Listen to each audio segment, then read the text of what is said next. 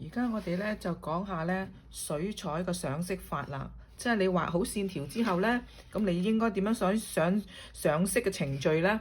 咁嗱，如果有啲同學咧佢完全未讀過水彩嘅，咁我就 recommend 佢咧，我叫你買嗰盒 Pentel Colour 咧，你哋最好咧自己做一個 chart，將嗰啲顏色咧畫好，然後自己記熟個名。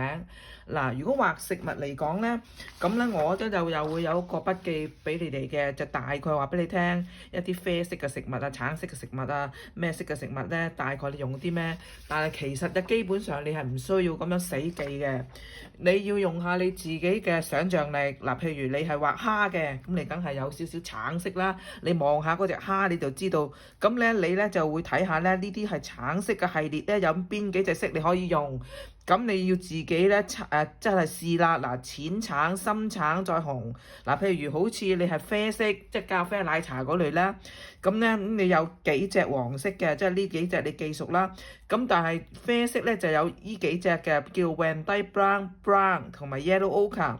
通常咧你畫水彩咧，你係唔會用死一隻色嘅，你多數都係可能呢隻啊溝呢隻，呢隻溝呢隻，溝到你似嗰隻食物嘅色為止嘅，即通常一定唔多數唔會一隻色噶啦。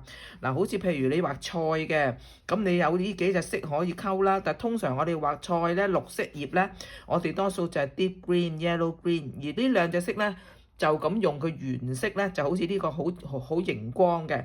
咁通常呢個色咧，如果你想撳低佢，等佢似即睇落咧順眼啲，似真實啲咧，你一定要加呢隻 Van Dyke Brown mix with 呢兩隻色。咁嗱，而喺啡色之中咧。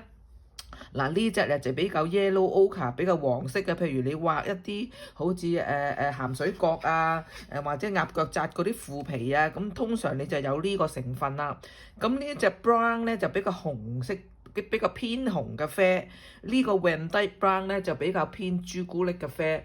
咁所以咧，如果你一啲係個啡色，譬如好似啲焦糖即係個菠蘿包面啊嗰啲咁嘅窿窿地咧，咁你就較為紅啦。咁譬如你係好深色嘅檸檬茶啊、奶茶嗰啲深色嘅啡色嘅部分咧，咁你就要用呢隻 Van Dyke Brown 啦。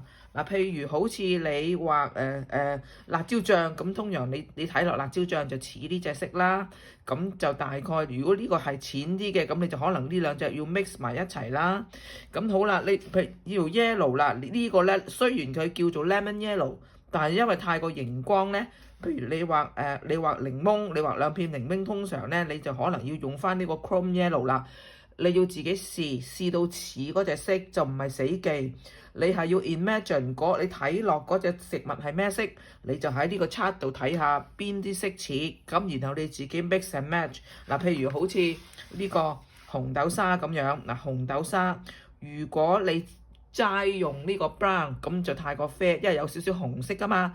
咁你自己諗啦，嗱，一個啡色要加少少紅，就係呢個 red purple，即係好似紫紅色。其實呢隻同呢個 brown 同呢個 red purple 混合，就會似呢隻紅豆沙色啦。咁呢個咧，你畫食物咧，你就要用咁嘅態度嚟你自己咧 experiment with 你嗰啲顏色嘅。